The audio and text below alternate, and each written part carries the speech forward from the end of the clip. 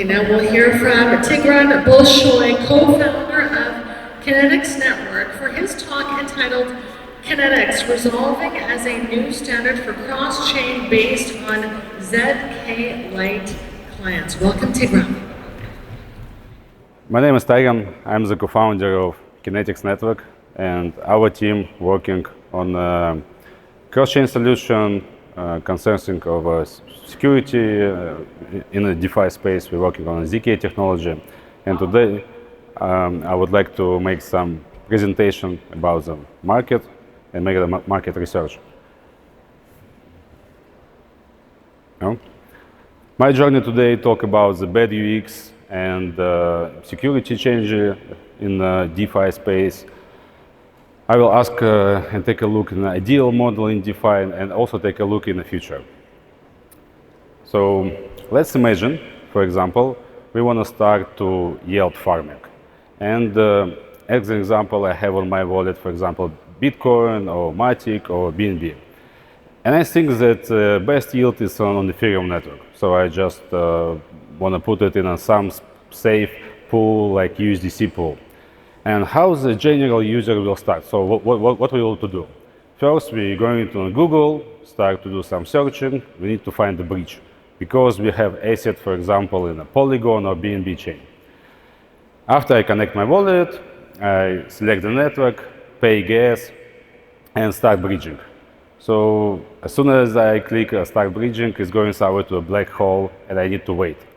Why black hole? Because pool design, like a bridge design, it's a group of pools, and in the middle it's a group of validators. And we always need to trust these validators because we don't know what's happened on the back end. And in this situation, we have a lot of different vectors of attacks. So it can be compromised, validators, it can be attacked on a virtual token, so it can be attacked on a logic error. But let's imagine, for example, we have a native ZK bridge, and we're not concerned about security problem. Okay, for example, I have my token on the next on another network. Yeah, it's cool, super. And now, what I need to do? I need to keep moving. So right now, I want to choose one of my best and favorite DEX aggregator. For example, I'm especially using 1inch. But I also need to know how to set slippage. I need to understand how to monitor price impact, and I need to pay a gas. And I need to understand that I need to have on another network because bridge don't send it to me. And if I don't have a gas on another network, what I need to do, I'm return it back, again it exchange it on the DEX and start bridging again. And I think for me it's like a little bit already complicated, especially for general users. It's not like super cool. Okay, finally, I have my USDC on Ethereum network, and right now I need to put it somewhere like in a yield. So what I will do, I go again to the Google, I start to do some searches, I find the yield pool, something in the middle between 3 or 5%, it's okay. I need to pay gas again, and I start to do my yield. Okay, good bonus, I have, for example, one more like virtual token. And now I need to understand what to do with this virtual token. I go again, search, pay gas, and I put it in a yield to get more yield. Whoa. I'm trying to explain that I'm not tired, but I'm really tired. I'm already just tired to explaining everything. It's like a really long way. So let's just calculate how much time I pay commission for all these steps. I pay gas on the bridge. I pay for validators. I pay commission on the bridge. I pay commission to liquidity providers on the bridge. I pay gas on the DEX. Mavericks, they might be eat some part of my asset. Price impact, yield gas, and one more yield gas for virtual token. I'm paying 9 times commission. I don't think this is really good.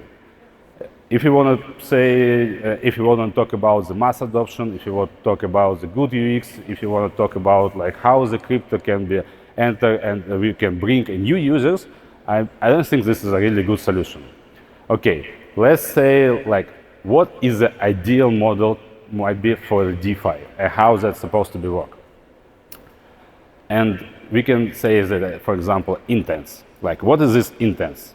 Intents, this is if I want to pay like my Bitcoin in a stable pool in a yield, and I want to do it in one transaction. I don't want to understand how everything works on the back end. It's like, for example, like some kind of booking service. When I want to book my hotel, but I don't need to understand how everything on the back end on the service working. I just want to see a list of different like possibilities of different actions from you. So, and that's why I want to talk about how resolvers, intents, account abstraction can help in the cross-chain trading and also in the yield farming and in the future. So, in the past, users had to enable first search in the Google, storage gas in each network, set all the settings, slippage tolerance, monitor price impact, understand how all the roles working, and the biggest and the main thing, I need to take all my risks. Like all the users, they need to take all the risk and the responsibility of what they do. And if you like take a look in the future, I have intent. I just have my request. I have token A, I want to put it in a token B or pay it like, and I want my yield X. So that's all. And I will authorize and sign this transaction only if all conditions are met, only in this situation. And how that could be work? So, for example, one of the solutions can be here, it's a resolvers.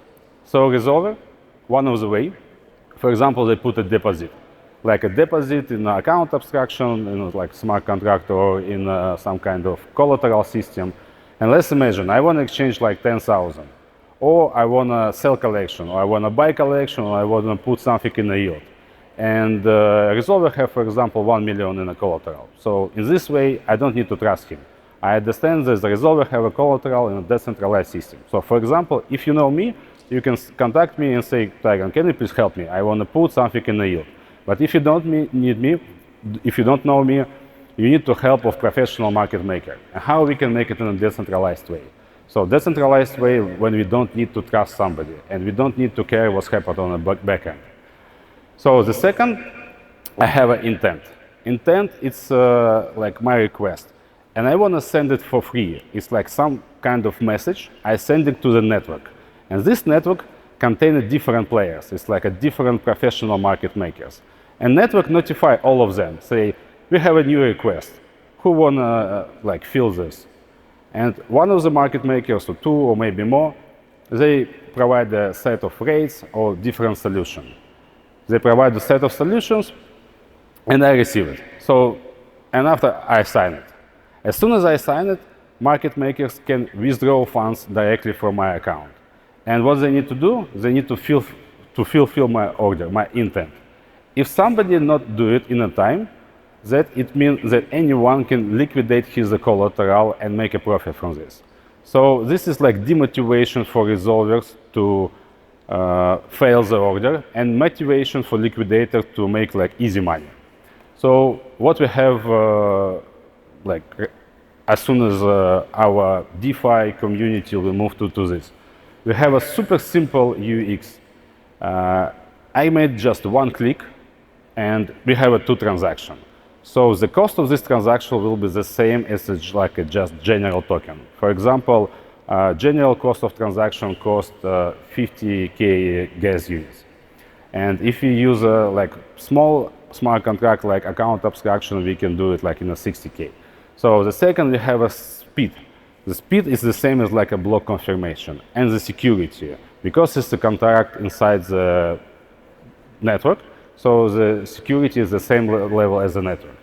And if you take an results, so difference in the results. For example, if you take a look on the rates, if we go on the bridge, we need to pay commission for validators, we need to pay commission for liquidity providers. And bridge cannot give you on the technical side from $1 higher than 0.95. It's not possible because they need to share this with other players. But resolver can. And this is the same problem with the gas. So if you're going on a bridge, usually contract weight is around like 300K gas units, plus DEX. or DEX aggregator. It's also around like 200K. So in total, we have about like 5, 6, 700K just for one transaction. Okay, it's okay for you if you pay like 1,000 per month. But if you have 1,000 transactions, or if you're like a professional market maker, or you're owner of your pool and you need to move your liquidity as soon as possible and fast way, this is not a good way. Sorry, my time is out. If somebody interesting, you can take a look more in the research forum or others guy who done already a lot of work, like Suavi and different players. Or you can contact me or my partner Mike. I will be happy to chat with you and talk. Thank you. Thank you, everyone.